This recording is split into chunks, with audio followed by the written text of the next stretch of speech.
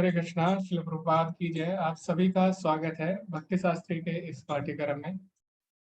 तो आज हम भगवत गीता का दूसरा अध्याय आरंभ करने वाले हैं।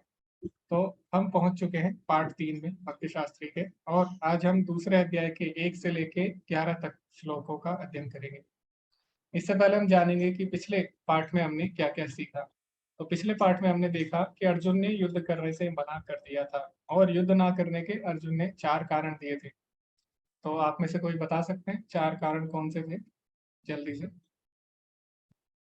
किसी को याद है 4 कारण? जी, हरे कृष्णा। हरे हरे कृष्णा प्रभु जी। जी जी हरे कृष्णा प्रभु जी, मैं बोलूं? जी माता जी, तो आपको हैंड रेस करना है जिसको भी बोलना होगा। जी कामिनी माता जी, आप बोलिए। हरे कृष्णा प्रभु जी। पहला तो था दया, दूसरा था कोई आनंद नहीं, तीसरा था पाप, चौथा था पारिवारिक परंपराएं, और पांचवा था असमंजस। जी माता जी, तो अर्जुन ने पहले अध्याय में केवल 4 कारण दिए। जो असमंजस वाला कारण है वो अभी जो दूसरा अध्याय है उसमें देंगे, और उसकी हम चर्चा भी करेंगे। लेकिन पहले अध्याय में अर्जुन ने केवल 4 कारण दिए थे। फिर अर्जुन ने बोला कि राजवंश का विनाश हो जाएगा और पूरा समाज बुरे कार्यों में लिप्त हो जाएगा, और न केवल समाज की हानि होगी बल्कि जो उसके पितृ है, जो उनके पितृ है, उनको भी नुकसान पहुंचेगा। तो इस प्रकार अर्जुन ने बोला कि न केवल इस धरती पे पाप फैलेगा बल्कि जो उसके पितृ है वो भी, उनको भी दुख पहुंचेगा।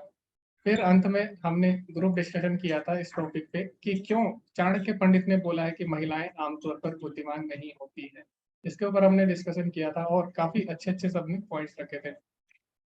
अंत में हमने देखा कि किस तरह से हिंसा का प्रयोग किया जा सकता है, हिंसा का क्या सही उपयोग है और क्या हिंसा का दुरुपयोग है, इस पर भी हमने चर्चा की थी।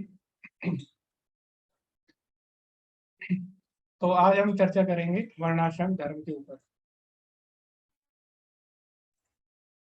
तो आपने देखा होगा बार बार भगवत गीता में बोला जा रहा है अर्जुन को कि धर्म के लिए युद्ध करो। और हमने देखा भगवत गीता का जो पहला ही श्लोक है उसमें जो पहला ही शब्द है वो क्या है? धर्म क्षेत्र है। धर्म क्षेत्र की बात हो रही है जहाँ पे धर्म का पालन किया जाए। तो धर्म के पालन करने से पहले धर्म के बारे में अर्जुन धर्म के लिए लड़ रहा है, लेकिन उससे पहले हमें पता होना चाहिए वास्तव में धर्म क्या है, किसको हम धर्म बोलेंगे और किसको नहीं। तो आज हम चर्चा करेंगे पहले धर्म के ऊपर। तो क्या किसी को, क्या कोई बता सकता है एक छोटी सी परिभाषा धर्म की? धर्म क्या है वास्तव? छोटी सी लाइन में आप बता सकते हैं, ज्यादा आपको एक्सप्लेन नहीं करना। तो सबसे पहले हम जानेंगे कि आपका धर्म के लेके, धर्म को लेके आपके क्या विचार है, उसके बाद हम धर्म पे चर्चा करेंगे। जी हरे कृष्णा, साकेत जी, जी। हरे कृष्ण प्रभु जी। जैसे धार्यते इति धर्म, यानी कि हमारी जो प्रकृति है उसे हम धर्म कहते हैं। उस प्रकृति को हमसे विलग नहीं किया जा सकता। जैसे कि जल की तरलता उसका धर्म है, हवा का प्रवाह ये उसका धर्म है, पानी की बर्फ की शीतलता उसका धर्म है, अग्नि का दाहकता ये उसका धर्म है। तो ये इसी धर्म मतलब जो मैं जानता हूँ कि धर्म उसका नेचर है। और जैसे हम लोग बोलते हैं रिलीजन, रिलीजन ये मान्यता पे आधारित है। जी जी जी प्रभु जी जी, हरे जी, कृष्ण। धन्यवाद प्रभु जी, हरे कृष्णा। तो प्रभुपाद जी भी अपनी पुस्तकों में लिखते हैं कि धर्म क्या है? धर्म हमारी कॉन्स्टिट्यूशनल पोजीशन है, यानी जो हमारे व्यावहारिक प्रकृति है उसको धर्म बोला जाता है। जो प्रकृति हमारे अंदर निहित है उसको धर्म बोला जाता है, जिसको हमसे अलग नहीं किया जा सकता। लेकिन और विस्तार से इसके बारे में हम जानेंगे छोटे छोटे बिंदुओं से। जी तुलिका माता जी, हरे कृष्ण। हरे कृष्णा प्रभु जी, हरे कृष्णा सभी को। प्रभु जी, धर्म है भगवान के आदेश का पालन करना, जो उन्होंने वेद में, वेद भगवान की वाणी है, और वेद के अंदर जो उन्होंने आदेश दिए है कि क्या करना चाहिए, वही धर्म है। भगवान के आदेश का पालन करना धर्म है। जी जी जी माता जी, तो बहुत सारे लोगों ने एड्रेस किए थे, तो जैसा माता जी ने बताया कि जैसे कि श्रीमद् भागवतम में भी बोला गया है, धर्मम तो साक्षात भगवत प्रणीतम, यानी धर्म क्या है? भगवान के आदेशों का पालन करना। ओके, बहुत से भक्तों ने, डिवोटीज ने हैंड रेस किए थे। आप बता सकते हैं अभी भी, अगर आपको लगता है कुछ एक्स्ट्रा बिंदु आपके पास है। ओके, जी हरे कृष्णा प्रवीण माता जी। हरे कृष्णा प्रभु जी मैं भी यही कहने वाली थी कि भी जो हमारे वैदिक शास्त्रों में जो उपदेश दिए, नियम दिए हैं हमें, उनका पालन करना ही धर्म है। जी जी, ओके। तो अभी हम जानेंगे धर्म के बारे में, धर्म क्या है।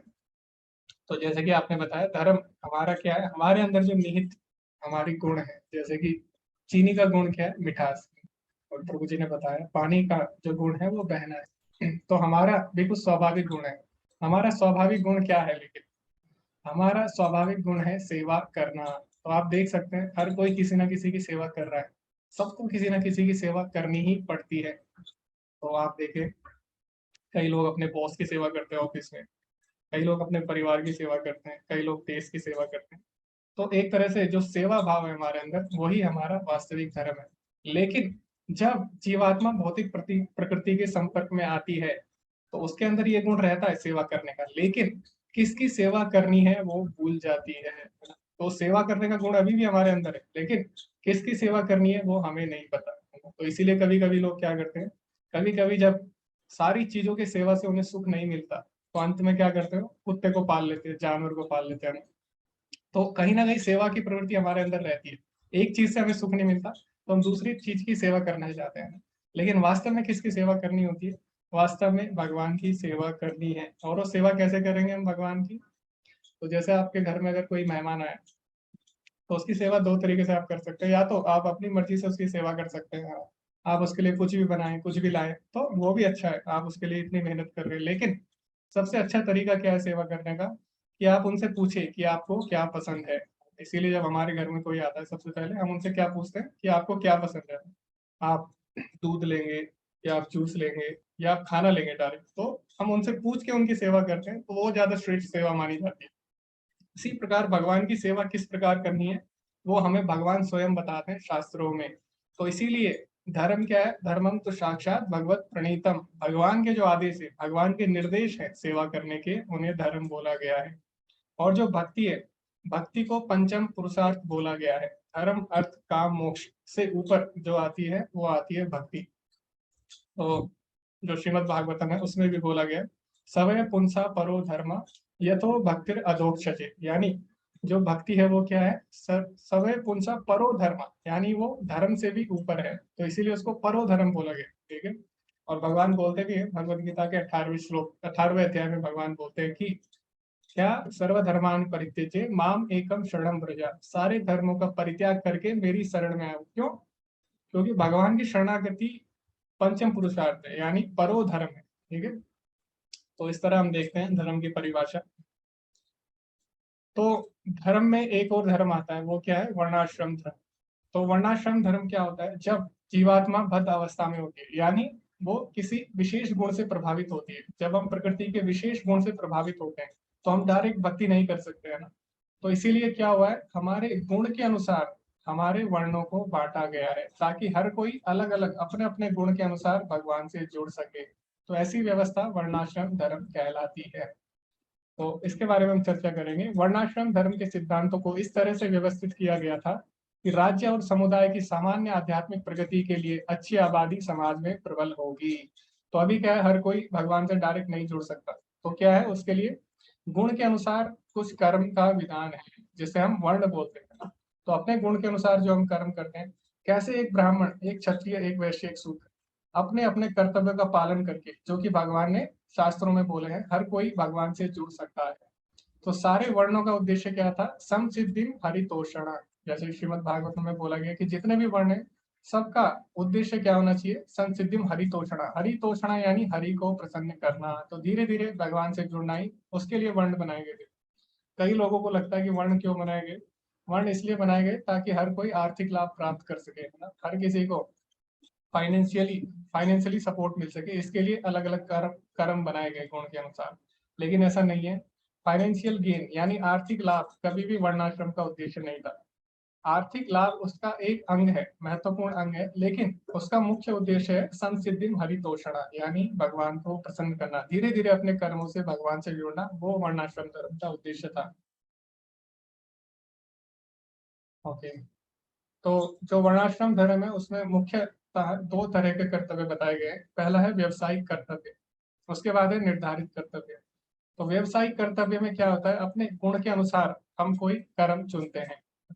तो कोई वैष्णव, कोई ब्राह्मण, कोई क्षत्रिय, कोई वैश्य, कोई शूद्र। उसके बाद हर किसी को क्या कर्म करने हैं ब्राह्मण को क्या कर्तव्य करने हैं, क्षत्रिय के क्या कर्तव्य है, और वैश्य के क्या कर्तव्य है, शूद्र के क्या कर्तव्य है, तो उसके अंदर जो कर्तव्य है उनको निर्धारित कर्तव्य बोला जाता था।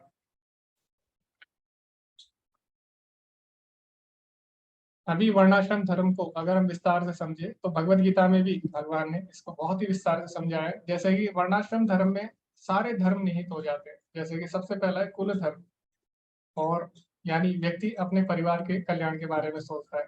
फिर है जाति धर्म, व्यक्ति अपने समुदाय के बारे में सोचता है।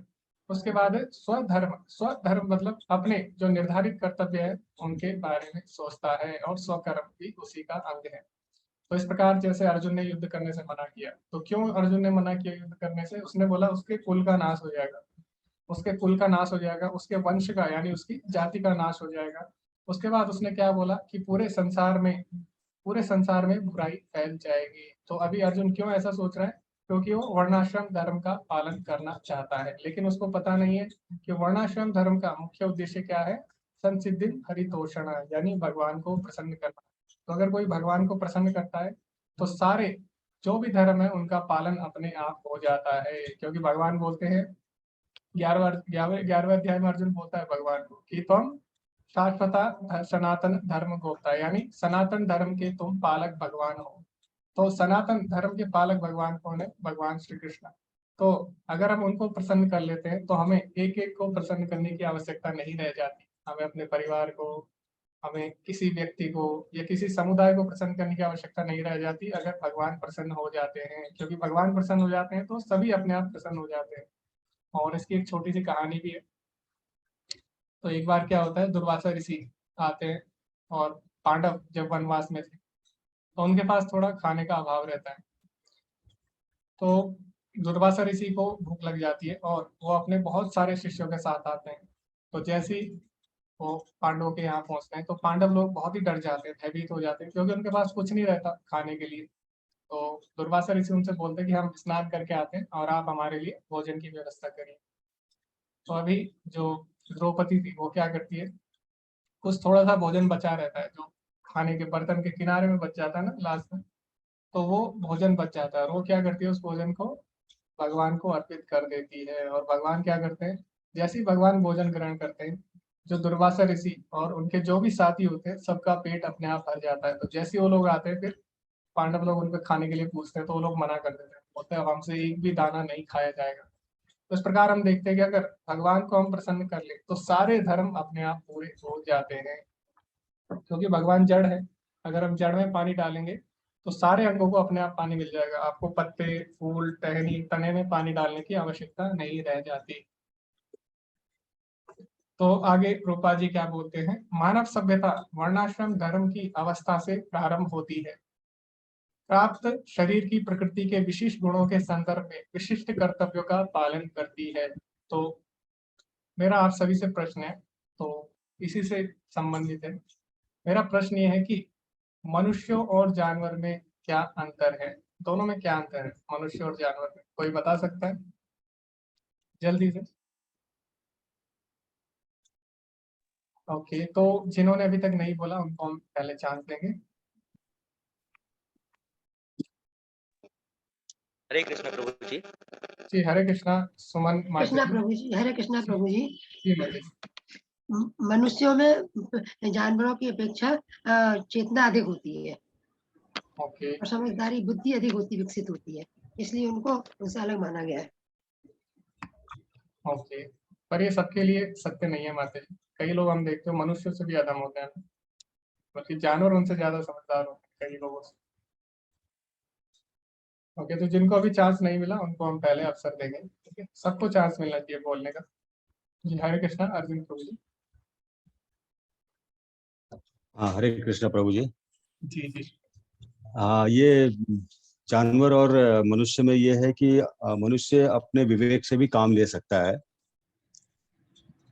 ओके और जी जी, क्योंकि जानवर अपने विवेक से काम नहीं लेते हैं। हाँ, ये हम कह सकते हैं कि जानवर में भी बुद्धि होती है, अपने जो सीमित या असीमित जो उनकी बुद्धि है, कम या ज्यादा वो करते हैं, लेकिन उनमें विवेक की कमी होती है। जो विवेक है और जो आत्मचिंतन है और जो उसको एनालाइज करने की क्षमता है वो मनुष्य में ही होती है, जानवरों में वो नहीं हो सकती होती है। जी प्रभु जी, प्रभु जी। धन्यवाद। ओके, तो आत्मचिंतन नहीं कर सकते यानी अपने बारे में नहीं जान सकते जानवर को। ये अच्छा पॉइंट बोला प्रभु जी ने।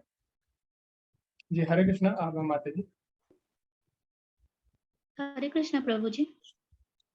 जी जी माता जी बोलिए। जी, मेरा जवाब भी वही है कि मनुष्यों को सोचने समझने की शक्ति प्रदान की गई है और मनुष्य भक्ति कर सकते हैं, बट जानवर नहीं कर सकते हैं।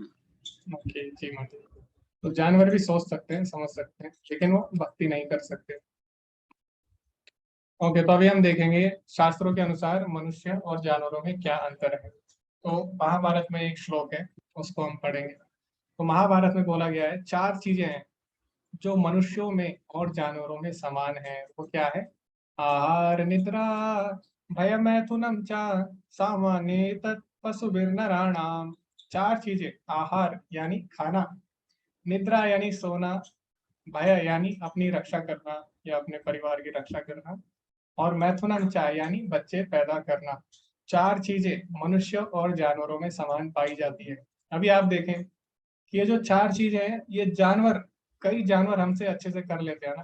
जैसे आहार, खाने की अगर हम बात करें तो आप कितना खा सकते हैं? सामान्य मनुष्य 6 रोटी खा सकता है ना, 10 रोटी खा सकता है। अगर कोई एक्स्ट्रा हो, अतिरिक्त हो किसी में अगर प्रतिभा, तो 12 भी खा सकता है, लेकिन इससे ज्यादा कोई नहीं खा सकता एक टाइम पे। लेकिन हम देखें जो हाथी है, हाथी कितना सारा खा सकता है। तो जानवर अगर हम देखें खाने में, कई जानवर हमसे श्रेष्ठ हैं। उसके बाद बात करते हैं दूसरा जो गुण है जो दोनों में बराबर है, वो क्या है? निद्रा। आहार निद्रा। निद्रा में हम देखें आप कितना सो सकते हैं?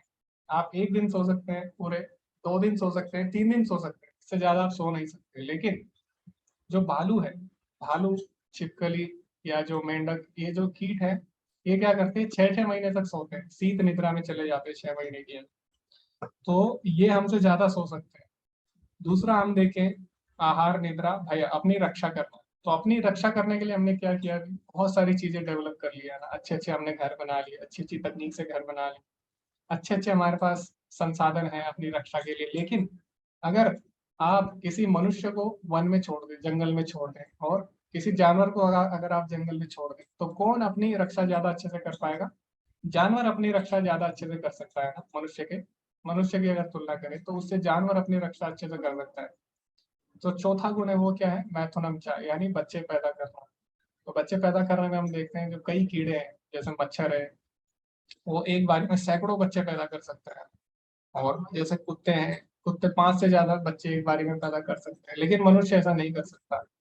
तो 4 चीजें मनुष्य और जानवरों में समान है। फिर भी हम देखते हैं कई जानवर वो चीजें अच्छे से कर लेते हैं। फिर भी लेकिन क्या है जो मनुष्य को जानवरों से अलग या मनुष्य को जानवरों से श्रेष्ठ बनाता है? वो क्या है? तो अगली पंक्ति में बोला गया है, आहार निद्रा भयमैथुनम च सामान्येतत् पशुभिर्नराणाम धर्मो हि तेषाम् अधिको विशेषो धर्मेण हीना पशुभिर्समाना। तो बोला गया है धर्मो ही तेषाम अधिको विशेषो। तो जानवर और मनुष्य में जो विशेष है वो क्या है? धर्मो ही तेषाम अधिको विशेषो। मनुष्य में जो विशेष है वो क्या है? धर्म का पालन करना। धर्मेण हीना पशुभिर समाना। जिसके पास धर्म नहीं है मनुष्य के, वो क्या है? पशु के समान है।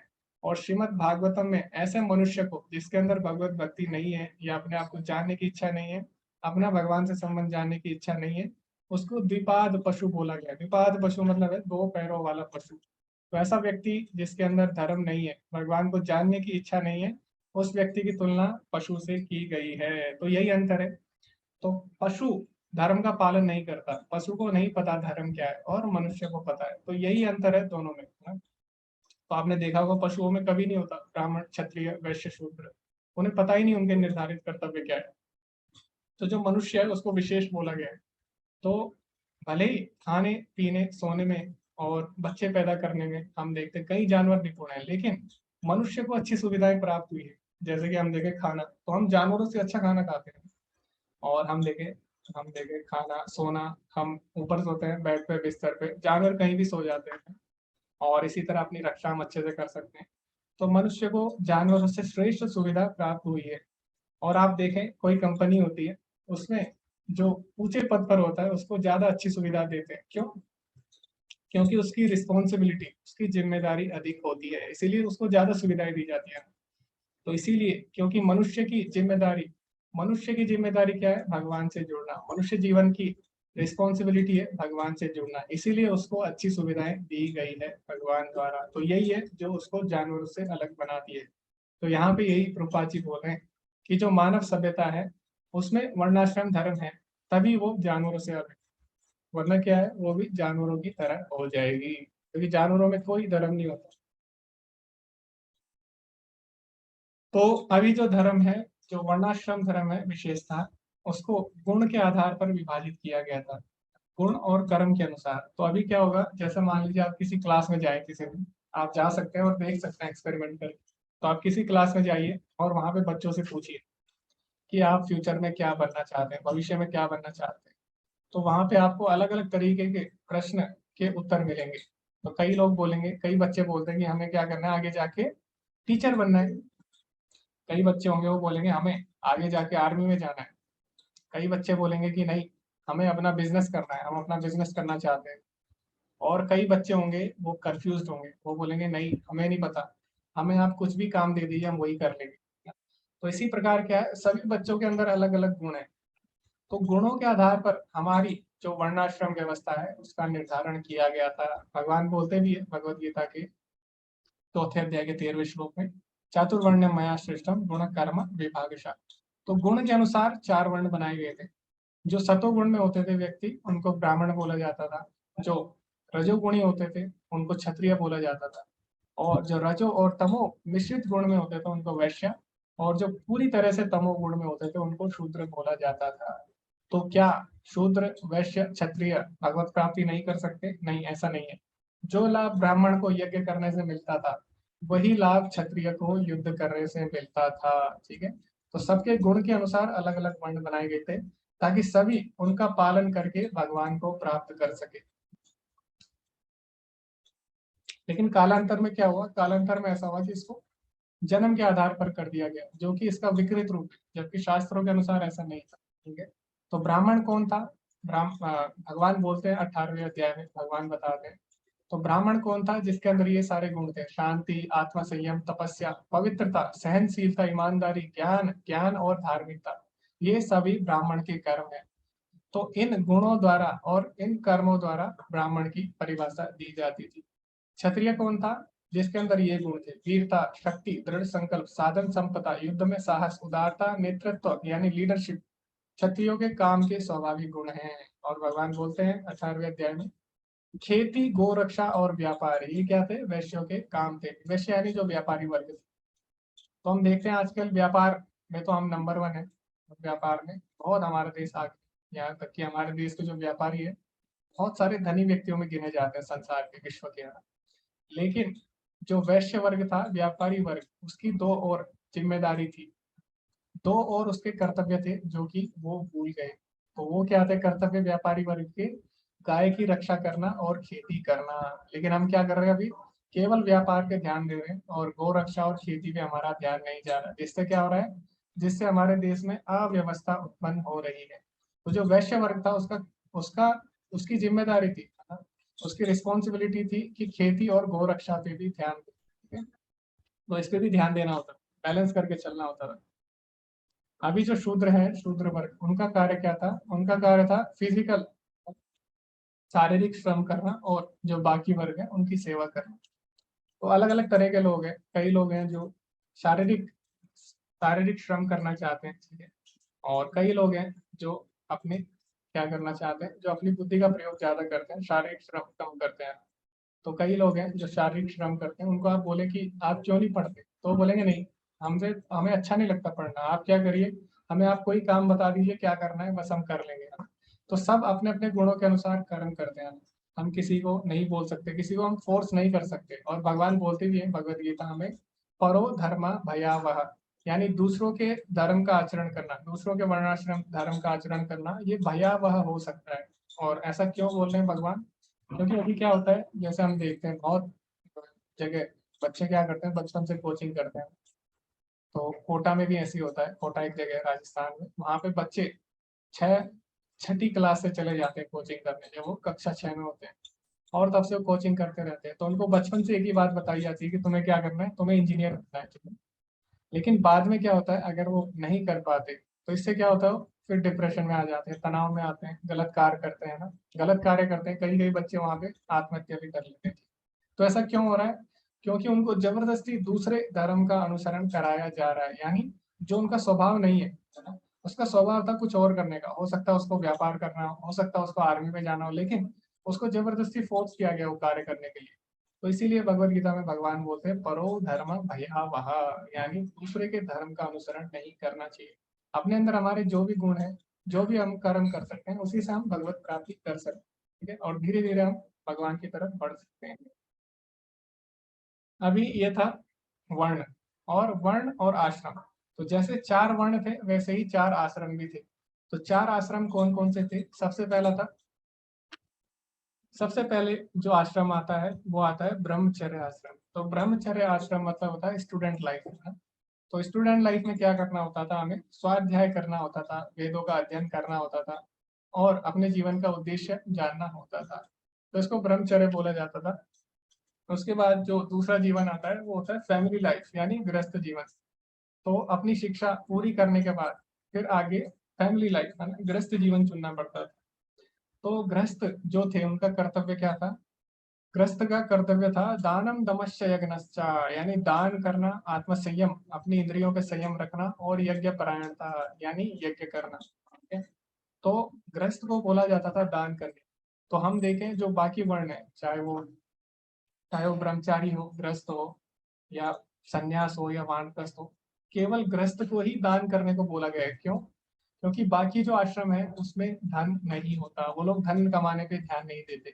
गृहस्थ जीवन में क्या होता है, व्यक्ति धन कमाता है अपने परिवार के लिए, अपने परिवार का पालन पोषण करने के लिए। इसीलिए उसकी जिम्मेदारी थी क्या, कि जो बाकी के आश्रम है, गृहस्थ आश्रम है, और जो वानप्रस्थ और सन्यासी है, उनकी भी सहायता करे, उनको भी साथ लेकर चले। तो जब जो व्यक्ति गृहस्थ है, जब वो स्टूडेंट रहा होगा तब उसकी भी किसी ने सहायता की होगी, है ना। जब वो गृहस्थ बनेगा तो उसका कर्तव्य क्या है, वो भी उनकी सहायता करे। तो अभी भी हम देखते हैं कई लोग क्या करते हैं, कई लोग स्टूडेंट को दान देते हैं। तो ये पहले से ही चल रहा है ऐसा। जो गृहस्थ थे उनका कर्तव्य था कि जो ब्रह्मचारी है यानी स्टूडेंट्स हैं, और जो वानप्रस्थ या सन्यासी है, उनको दान दे, उनकी सेवा करे। तो ये गृहस्थ को करना होता था। उसके बाद जो अगला जीवन था वो था वानप्रस्थ। तो वानप्रस्थ में क्या करना होता था, तपस्या यानी तप करना होता था। तो वानप्रस्थ में अपने घर से, अपने परिवार से आसक्ति कम करके भगवान पे ध्यान लगाना होता था। और सन्यास में पूरी तरह निरासक्त होकर भगवान की सेवा करनी होती थी। तो इस तरह जो हमारा जीवन था वो भी 4 आश्रमों में विभाजित था। तो इसीलिए इसको वर्ण आश्रम बोला गया, 4 वर्ण और 4 आश्रम।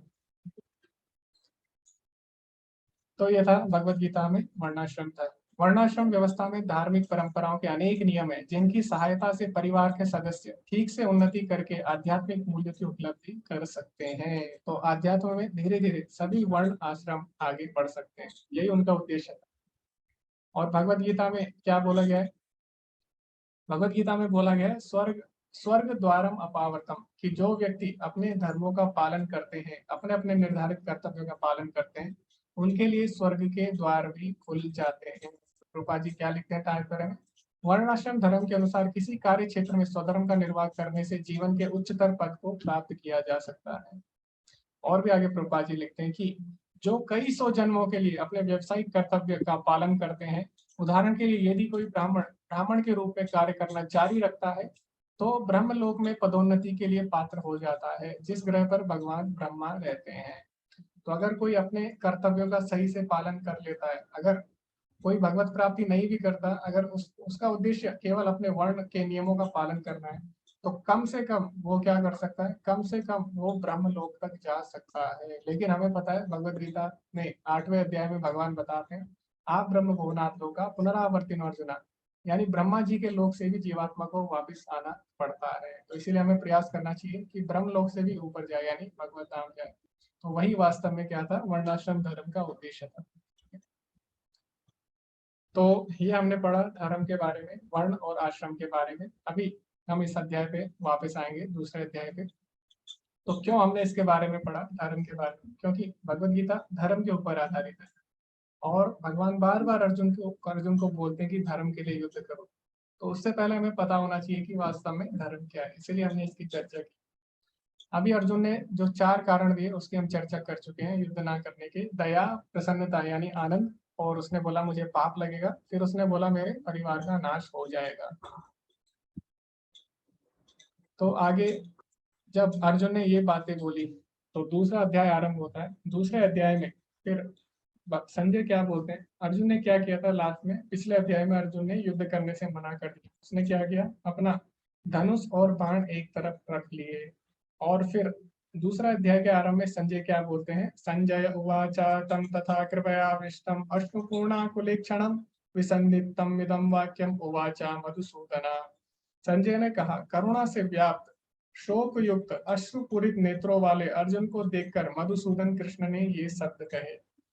तो संजय ने यहाँ पे क्या बोला है, संजय ने बोला कि अर्जुन ने युद्ध करने से मना कर दिया, लेकिन साथ ही साथ उसने कृष्ण को मधुसूदन नाम से बुलाया है, मधुसूदन कहकर संबोधित किया है। तो इसका क्या अर्थ है, प्रभुपाद जी अपने तात्पर्य में लिखते हैं, ऐसा क्यों है, ऐसा क्यों बोला संजय ने। तो मधुसूदन का क्या अर्थ है, मधुसूदन का अर्थ है जिसने मधु नामक राक्षस का वध किया। तो प्रभुपाद जी लिखते हैं क्योंकि जो मधु राक्षस था उसने क्या किया था, उसने सारे वेदों को चुरा लिया था, यानी सारे ज्ञान को चुरा लिया था। तो ज्ञान को चुराने वाला यानी अज्ञानता, तो अज्ञानता का नाश करने वाले, इसीलिए उनको मधुसूदन बोला गया है। तो अभी यहाँ पे अर्जुन क्या कर रहा है, अर्जुन युद्ध नहीं कर रहा है ना, उसने युद्ध करने से मना कर दिया। लेकिन संजय ने क्या बोला साथ ही साथ कि भगवान कृष्ण का नाम मधुसूदन है, यानी वो अर्जुन की अज्ञानता को हरने वाले हैं और अर्जुन का कोई भी कुछ नहीं बिगाड़ सकता। तो एक तरह से वो क्या कर रहे हैं, धृतराष्ट्र को संकेत दे रहे हैं कि विजय अर्जुन की ही होने वाली है। तो इसीलिए वो भगवान को मधुसूदन कहकर संबोधित करते हैं कि भले ही अर्जुन ने अस्त्र शस्त्र त्याग दिए हो, लेकिन भगवान का नाम क्या है, मधुसूदन है। भगवान उसको ज्ञान देंगे और दोबारा से वो युद्ध करेगा। तो आगे हम पढ़ेंगे तीसरे श्लोक में क्या बोला गया। तो तीसरे श्लोक में बोला गया है कि हे प्रथापुत्र, इस ही नपुंसकता को प्राप्त मत हो, यह तुम्हें शोभा नहीं देती। हे शत्रुओं के दमन करता, हृदय की क्षुद्र दुर्बलता को त्याग कर युद्ध के लिए खड़े हो। तो यहाँ पे हम देखते हैं कि भगवान अर्जुन को प्रेरित कर रहे हैं, ठीक है, और बोल रहे हैं कि तुम्हारा कर्तव्य है युद्ध करना। तो अर्जुन क्या है, अर्जुन एक क्षत्रिय है ना। और आप देखें तो क्षत्रिय की परिभाषा क्या है, क्षता इति त्रायते। क्षता मतलब होता है हानि, तो जो हानि से रक्षा करे उसको क्षत्रिय कहा जाता है। तो अभी अर्जुन का कर्तव्य है युद्ध करने का, यानी पूरे विश्व का कल्याण करने का। तो इसलिए भगवान क्या कर रहे हैं, उसको युद्ध के लिए प्रेरित कर रहे हैं। और आप देखें तो भगवान यहाँ पे उसे परम तप नाम से बुला रहे हैं। परम तप मतलब क्या होता है, जो शत्रुओं का दमन करता है। लेकिन फिर भी भगवान उसे क्या बोल रहे हैं कि तुम्हारे पास इतना सब कुछ होने के बाद भी, इतनी सारी सुविधाएं होने के बाद भी, अर्जुन के पास क्या है, गांडीव धनुष है, और उसके पास दिव्य रथ है, और उसके पास क्या है, उसने शिवजी से युद्ध करके पशुपात अस्त्र भी लिया है। तो इतना सब कुछ होते हुए भी, देवताओं से सब कुछ उसने सीखा है, इतना सब कुछ होते हुए भी अगर तुम युद्ध नहीं करते हो तो फिर ये सब व्यर्थ हो जाएगा, बल्कि तुम्हारा कर्तव्य है युद्ध करना। तो इसलिए भगवान क्या कर रहे हैं, अर्जुन को प्रेरित करते हैं युद्ध करने के लिए। आगे फिर हम चौथा श्लोक जो है उसमें देखते हैं कि उसमें जो भगवान है, अर्जुन उनको क्या बोलता है, कथम भीष्मम अहम संख्ये द्रोणम च मधुसूदना इशुभि प्रतियोस्यामि पूजहार वरिसूदना। तो बार बार उन्हें सूदन कह के बुला रहे हैं, अरिसूदन, हे शत्रुओं के संहार। और फिर उनको मधुसूदन भी बोला है, हे मधुसूदन यानी अज्ञानता का नाश करने वाले। तो अर्जुन ने 2 बार भगवान को, एक बार क्या बोला, एक बार वरिसूदन बोला और एक बार मधुसूदन। तो ऐसा क्यों बोल रहे हैं, वो प्रभुपाद जी लिख रहे हैं कि अर्जुन बोला कि आपने मधु को मार डाला इसलिए आपका नाम मधुसूदन है, लेकिन आप मुझे मेरे दादा और शिक्षक को मारने के लिए कह रहे हैं, यही इशारा है। यह ठीक है कि आपका नाम मधुसूदन है, आपने एक राक्षस का वध किया जिसका नाम मधु था, लेकिन आप मुझसे पूछ रहे हैं, मुझे भीष्म सूदन बना रहे हो। भीष्म मेरे दादा हैं और द्रोण सूदन बना रहे हो। सूदन का अर्थ है हत्यारा, तो मैं ऐसा कैसे कर सकता हूँ। तो अर्जुन बोले कि आप राक्षसों का नाश करने वाले हैं, आप मधु नाम के असुर का नाश करने वाले हैं, इसीलिए आपका नाम मधुसूदन है। लेकिन आप क्या कर रहे हो, आप मुझे फोर्स कर रहे हो, आप मुझे प्रेरित कर रहे हो अपने ही दादा का वध करने के लिए। अपने ही दादा यानी भीष्म का वध करने के लिए और अपने ही गुरु द्रोणाचार्य का वध करने के लिए, तो आप मुझे भीष्म सूदन और द्रोण सूदन बनाना चाहते हो। तो इसलिए अर्जुन क्या कर रहा है, भगवान को संकेत दे रहा है, एक तरह से उनको मधुसूदन और वरिसूदन कहकर।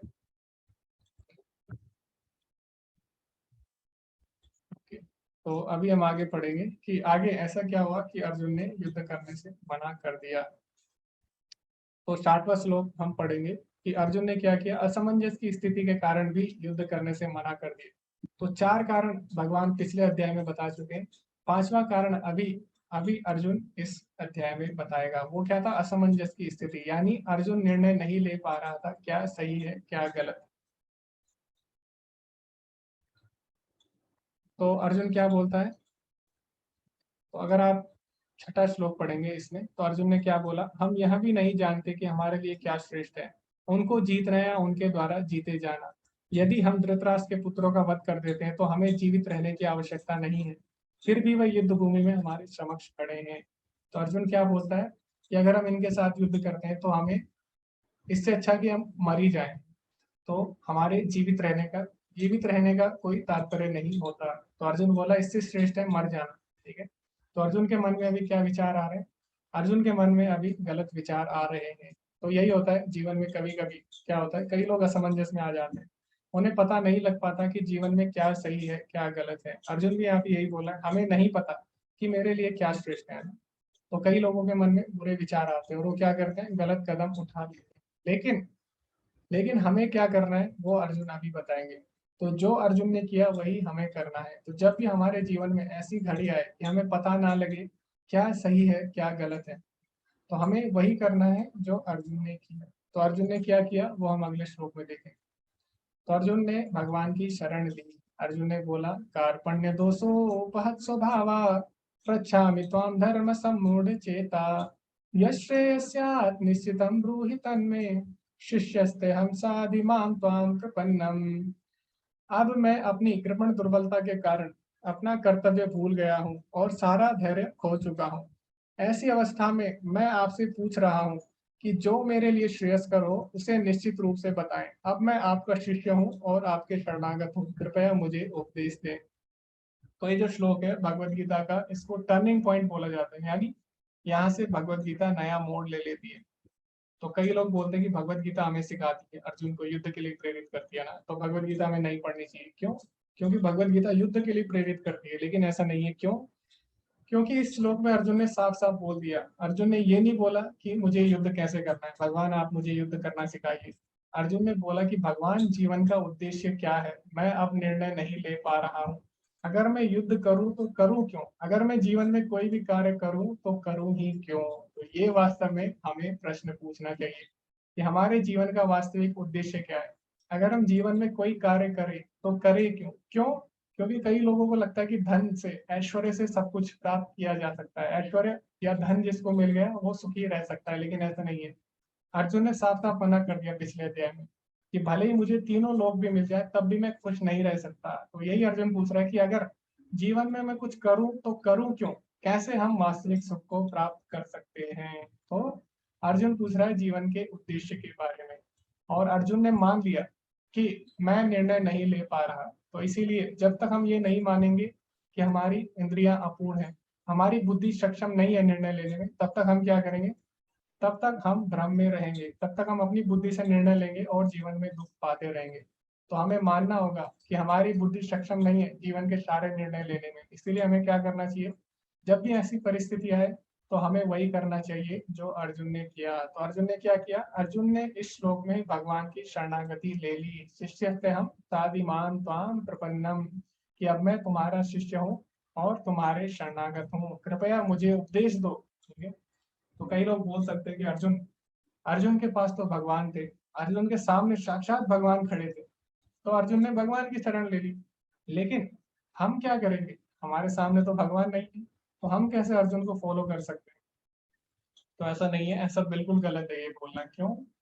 क्योंकि भगवान हमेशा हमारे साथ हैं। तो भगवान अर्जुन के सामने साक्षात है, लेकिन हमारे सामने भी भगवान साक्षात किस रूप में है, भगवत गीता के रूप में। ठीक है, तो इसीलिए भगवान ने भगवत गीता बोली ताकि जो कलयुग के जो लोग हैं उनको मेरा संग हमेशा मिल सके। तो अर्जुन ने क्या किया, भगवान की शरण ली, और हमें भी क्या करना है, अपने जीवन में भगवत गीता की शरण लेनी है। तो आप भी भगवान का संग कर सकते हैं, हमेशा अपने पास भगवत गीता रखे, उसको पढ़ के।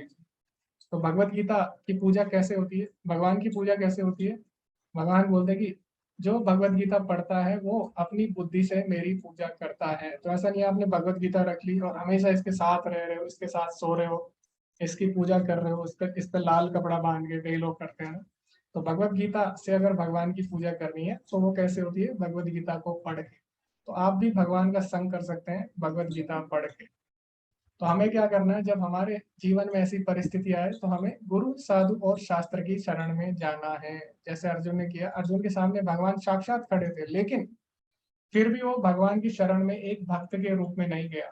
तो आप देख सकते हैं यहाँ पे अर्जुन भगवान की शरण में गया किसके रूप में, एक शिष्य के रूप में, यानी उसने भगवान को अपना गुरु माना। तो इससे क्या सिद्ध होता है कि भगवान की प्राप्ति बिना गुरु के नहीं हो सकती। भले ही आपके सामने भगवान भी खड़े हो, फिर भी गुरु के बिना भगवान की प्राप्ति नहीं हो सकती। तो इसीलिए अर्जुन ने क्या किया, एक भक्त के तरीके से नहीं गया, वो एक शिष्य के रूप में भगवान के शरणागत होता है, भगवान को अपना गुरु स्वीकार करता है। तो बिना गुरु के भगवत प्राप्ति नहीं हो सकती, है ना। इसीलिए भगवान बोलते भी है चौथे अध्याय के 34वें श्लोक में, तद विधि प्रणिपातेन परिप्रश्नेन सेवया, गुरु की शरण में जाओ और उनसे जिज्ञासावश प्रश्न करो। तो ये इससे हमें सिद्ध होता है। आगे आगे हम पढ़ेंगे इसमें प्रभुपाद जी क्या बोलते हैं। तो प्रभुपाद जी बोलते हैं कि ये जो संसार है, भगवान ने जैसे बताया भगवत गीता में कि दुखालय में, दुखालय में क्या होता है, दुखालय मतलब इस संसार में दुख आने ही आने हैं, ये संसार बना ही है दुख देने के लिए। तो कई लोगों को लगता है नहीं ये संसार भोग के लिए बना है, ये बिल्कुल गलत है। जब भगवान खुद बोल रहे हैं संसार क्या है, दुखालय है, तो कौन व्यक्ति आपको संसार के बारे में बता सकता है। जैसे मोबाइल है, तो मोबाइल के बारे में अगर आपको जानना है, फोन के बारे में, तो कौन ज्यादा अच्छे से बता सकता है आपको, जिसने मोबाइल बनाया है ना। तो आप अपनी तरीके से इसको नहीं समझ सकते, इसमें आपको हर दिन कुछ ना कुछ नया देखने को मिलेगा, लेकिन जिसने इसको बनाया उसको सब पता है इसके बारे में। तो इसी तरह संसार के बारे में हमें नहीं पता, जिसने इसको बनाया उसको ज्यादा पता है। तो भगवान बोल रहे हैं संसार क्या है, दुखालय में, यानी यहाँ पे दुख आने ही आने हैं। तो हम भले ही कितना भी बोले नहीं हमें यहाँ पे सुख मिलेगा मिलेगा मिलेगा, लेकिन ऐसा नहीं है। ये संसार बना ही है दुखालय, दुखों का घर है। तो प्रभुपाद जी बोलते हैं जिस तरह जंगल में बिना आग लगाए आग लग जाती है, इसी तरह इस संसार में बिना बताए दुख आ जाते हैं। आप कितना भी प्रयास करें खुश रहने का, दुख आने ही आने। भले ही आप अपने आप को एक कमरे में बंद कर लें, आप सोचेंगे अब दुख नहीं आएंगे, लेकिन दुख कमरे के अंदर ही आप तक आ जाएंगे। आपको एक फोन आएगा और उसी में दुख आ जाएगा। तो दुख से कोई नहीं बच सकता इन संसार में। लेकिन दुख की घड़ी में हमें क्या करना है, प्रश्न ये उठता है, दुख की घड़ी में हमें क्या निर्णय लेना है, वो हमें अर्जुन बता रहे हैं। तो जब भी हमारे जीवन में दुख आए तो हमें क्या करना है, भगवान की शरण लेनी है। कैसे, गुरु साधु और शास्त्र के रूप में। तो गुरु के शरण में, साधु के यानी भक्तों की शरण में, या फिर शास्त्रों की शरण में हमें जाना है। ओके, तो अभी हम डिस्कशन करेंगे, ग्रुप डिस्कशन, जैसे हम हर बार करते हैं। तो जो लोग नए हैं, पहली बार हैं, ऐसा नहीं है कि कोई पहली बार कर रहा है, तो अगर फिर भी कोई अगर पहली बार भक्ति शास्त्री कर रहा है तो हम क्या करेंगे, अभी अभी कितने लोग हैं यहाँ पे, अभी 22 लोग हैं। तो हम कम से कम 3 ग्रुप हम बनाएंगे, और आपको क्या करना है, ग्रुप में चर्चा करनी है कि अर्जुन ने क्या किया, दुविधा की घड़ी में भगवान के प्रति समर्पण किया। तो इसमें कौन कौन से सिद्धांत हैं और इनको आप अपने जीवन में किस तरह से उतार सकते हैं, यानी अपने जीवन में आप इन सिद्धांतों का किस प्रकार प्रयास कर सकते हैं, इससे आपने क्या क्या सीखा, और उन उन शिक्षाओं को आप अपने जीवन में किस प्रकार उतार सकते हो। तो इसकी आपने चर्चा करनी है, ठीक है। तो 3 ग्रुप हैं, और अभी समय कितना हो रहा है, अभी 8:46 हो रहे हैं, तो लगभग 15 मिनट आप चर्चा कर सकते हैं इस पे। ओके, तो 9 बजे के लगभग हम लोग चर्चा को अंत करेंगे। और आप सभी को क्या करना है, जब चर्चा करेंगे तो अपना एक प्रतिनिधि चुनना होगा, एक लीडर चुनना होगा जो आपके ग्रुप के पॉइंट रखे, ठीक है। तो अभी हम स्टार्ट करते हैं।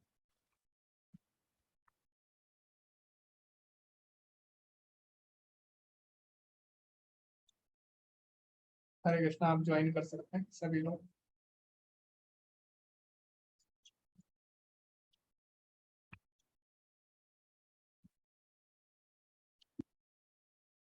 ओके,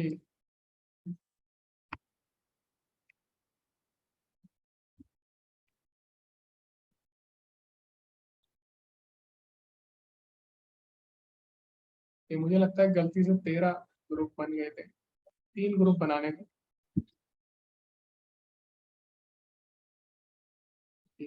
प्रभु जी 3 रूम बन गए, 13 रूम्स बन गए। जी माता जी, मुझे 13 एंटर हो गया था, मुझे दोबारा से 3 रूम बनाने होंगे। ओके, तो क्षमा करें, गलती से 13 रूम बन गए थे, अभी 3 रूम हम बनाएंगे।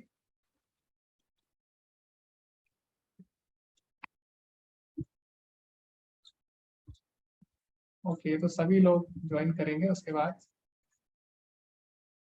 हम नए रूम्स बनाएंगे।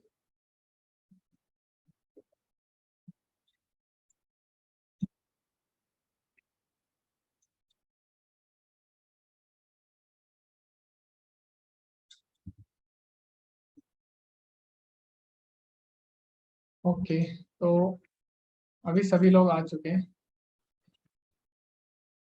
अभी हमें 3 रूम बनाने थे, लेकिन गलती से 13 रूम बन गए थे, तो दोबारा से मैं 3 रूम बनाऊंगा। ओके, तो जी अब आप ज्वाइन कर सकते हैं, क्षमा करें। हरे कृष्ण।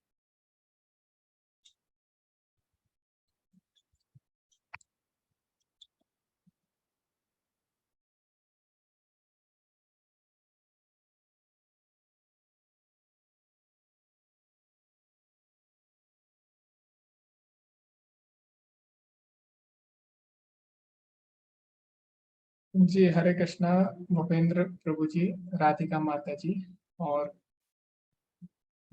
राधिका प्रभु जी और राम प्रभु जी, आप भी ज्वाइन करिए। अगर आपको कोई समस्या है ज्वाइन करने में तो आप हैंड रेज कर सकते हैं या चैट में लिख सकते हैं।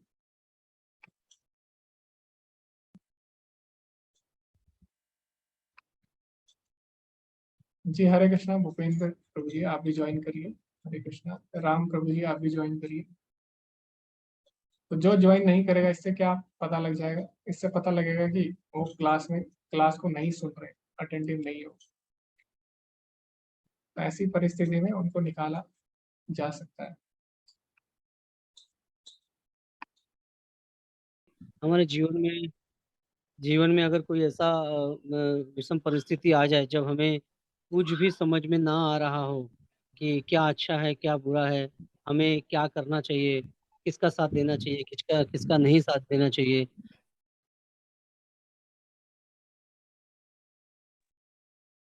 हरे कृष्णा सुमिता माता जी, आप ब्रेकआउट रूम में जा सकते हैं, देख सकते हैं हर रूम में ओके जाके कि क्या प्रभु डिस्कशन। जी साधना चार्ट कल से बना के डाल दूं गूगल जी फॉर्म? जी जी मैम, ओके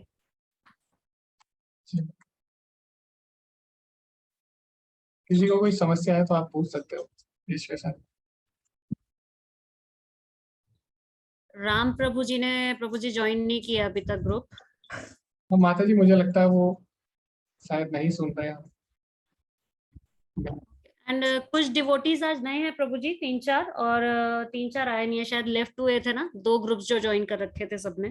जी माता जी, और कई मुझे लगता है माता जी एक्स्ट्रा भी आ गए हैं।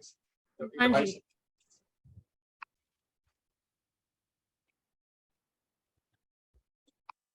जी हरे कृष्णा, तुलिका माता जी आप स्टार्ट कर सकते हैं। आपका ग्रुप नंबर कौन सा आप जी बता सकते प्रभु जी, मेरा ग्रुप नंबर 3 है और मैं उसको ही रिप्रेजेंट कर रही हूँ।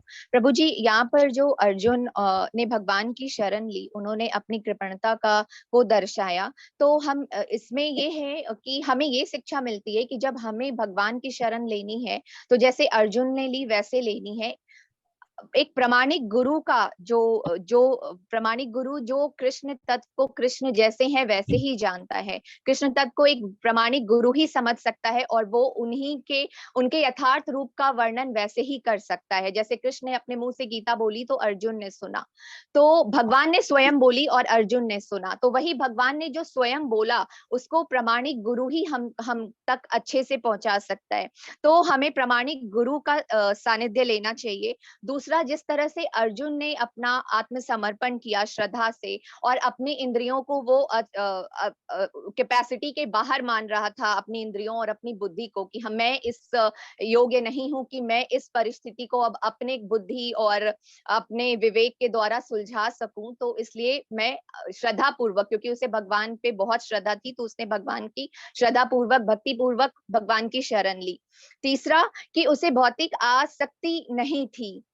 और चौथा प्रभु जी, जो सबसे इंपॉर्टेंट मैं कहना चाहूंगी, जो मुझे लगा 2.8 श्लोक में, कि अर्जुन ने ये भी कहा 2.8 श्लोक में कि जो स्वर्ग के राजा लोग हैं, देवता लोग हैं, बड़े बड़े देवता लोग जो स्वर्ग का आधिपत्य करते हैं, तो वो लोग भी इस शोक का, अर्जुन के इस शोक का निवारण करने में असक्षम है। तो हमें क्या शिक्षा मिलती है कि जब हमारे लाइफ में ऐसी कोई सिचुएशन आती है जहां पे हम बिल्कुल असहाय अपने आप को फील करते हैं और कैपेसिटी से बाहर हो जाता है, बुद्धि से हमारी बाहर हो जाता है कि हम इसको अपने से नहीं सुलझा सकते, तो हमें इस भौतिक संसार में, जो कि दुखालयम अशाश्वतम है, और यहाँ पे जितने भी जो हमारे परिवार वाले हैं, मित्र हैं, रिश्तेदार हैं, उनके पास उनका आश्रय, उनका शरण, उनसे सहायता मांगने से अच्छा है, चाहे हमारे परिवार वाले, समाज वाले कितने भी बुद्धिमान और धन से संपन्न क्यों ना हो, लेकिन वो हमारे शोक का निवारण नहीं कर सकते हैं। तो हमें उनका दरवाजा खटखटाने से अच्छा है कि हम डायरेक्टली भगवान का शरण लें, गुरु का शरण ले, गुरु के रूप में भगवान का शरण ले, या अपने प्रामाणिक गुरु के सानिध्य में जाएं। क्योंकि जैसे द्रौपदी ने किया था, जब वो अपने परिवार वालों से हार गई, किसी ने सहायता नहीं की, तो उसने लास्टली भगवान को ही पुकारा। तो हमें भी वही फॉलो करना है, भगवान की शरणागति लेनी है एज अ गुरु। तो भगवान हमारे साक्षात सामने तो मिलेंगे नहीं अभी कलयुग में, और हमारी इंद्रियां इतनी पूर्ण भी नहीं है कि हम भगवान को देख पाए, लेकिन हम अगर प्रामाणिक गुरु के द्वारा भगवान का शरण लेते हैं, तो हम भगवान तक वैसे ही पहुंचते हैं जैसे अर्जुन पहुंचता है। हरे कृष्णा प्रभु जी। जी माता जी, धन्यवाद। तो आपने बहुत अच्छे अच्छे बिंदु रखी, तो एक एक करके मैं उनको समराइज करूंगा। आपने जो भी बोला उसके सार रूप में प्रस्तुत करेंगे। तो सबसे पहले हमें प्रामाणिक गुरु की शरण में जाना चाहिए। तो भगवान बोलते हैं चौथे अध्याय में, एवं परंपरा प्राप्ति इमम राज ऋषो विदु। जो भगवत गीता का ज्ञान है वो कैसा है, गुरु शिष्य परंपरा में। जो प्रमाणिक गुरु कौन है, जो गुरु शिष्य परंपरा में आते हैं। ठीक है, तो प्रमाणिक गुरु क्या करते हैं, जो ज्ञान कृष्ण द्वारा आ रहा है गुरु शिष्य परंपरा में, उसको हम तक यथा रूप में प्रस्तुत करते हैं। वो अपनी बुद्धि से या अपने मनोधर्म से उस ज्ञान को नहीं बताते हैं। तो इसीलिए हमें प्रमाणिक परंपरा में ज्ञान लेना चाहिए। जैसे अगर आप कॉलेज में भी जाते हैं, किसी कॉलेज से डिग्री करते हैं, कोई कोर्स करते हैं, तो आप देखते हैं ना कि कॉलेज प्रमाणिक है कि नहीं। आप देखते हैं कि ये AICTE से अप्रूव्ड है कि नहीं। तो उसके बाद ही आप उसमें, अगर आपको जैसे बोर्ड करना है, तो आप देखते हैं कि CBSE से प्रमाणित है कि नहीं, ICSE से प्रमाणित है कि नहीं। तो इसी प्रकार जो गुरु हमें चुनना चाहिए, हमें देखना चाहिए कि कौन सी परंपरा में आ रहे हैं, क्या ये प्रमाणिक परंपरा में है कि नहीं। तो हमें प्रमाणिक गुरु की शरण में जाना चाहिए। ठीक है, और फिर माता जी ने बोला हमारी इंद्रियां अपूर्ण है, तो हमें मानना चाहिए हमारे अंदर 4 प्रकार के दोष हमेशा पाए जाते हैं। वो 4 प्रकार के दोष कौन से हैं? सबसे पहला है गलती करना। ठीक है, मनुष्य गलती कर सकता है। उसके बाद है धोखा खाना, तो मनुष्य की इंद्रियां धोखा खा सकती है। उसके बाद है धोखा देना और अपूर्ण इंद्रियां। ये 4 तरह के दोष हैं जिनसे हम जीवन में सही निर्णय नहीं ले सकते। हमारे जो ज्ञान होता है उसमें कहीं ना कहीं त्रुटि होती है। इसीलिए हमें क्या करना चाहिए, गुरु साधु और शास्त्र की शरण में जाना चाहिए। और तीसरा जो पॉइंट मुख्य बिंदु था माता जी का या फिर इनके ग्रुप का, इन्होंने बोला कि हमें जो सुख ढूंढना चाहिए, कहाँ पे ढूंढना चाहिए। सुख हमें भौतिक चीजों से नहीं मिल सकता, भौतिक चीजें हमेशा दुख ही देती है। तो हमें भगवान से जुड़कर सुख ढूंढना चाहिए। ओके, हरे कृष्णा प्रवीण माता जी। हरे कृष्णा प्रभु जी। दंडवत प्रणाम प्रभु जी। इसमें हमारा पॉइंट एक तो यही था जो माता जी ने कहा कि प्रामाणिक गुरु की शरण लेनी चाहिए, जो हमें हमारे जीवन के परम लक्ष्य को समझा सकें, जीवन के हमारे उद्देश्य को हमें विश्वास, उन पर पूरा विश्वास करके एक प्रामाणिक गुरु की शरण लेनी चाहिए। दूसरा पॉइंट ये है कि भी हम अपना अच्छा बुरा नहीं समझ सकते। हम अगर जरा सा भी हमारे पे कष्ट आता है तो हम हाथ उठा देते हैं कि भी नहीं, हम हम कुछ नहीं कर सकते। तो उस समय हमें सिर्फ एक भगवान की शरण लेनी चाहिए कि भाई आप ही आप जो जो हमारे लिए अच्छा हो अब वो आप करें, क्योंकि हम अपना अच्छा बुरा नहीं समझ सकते।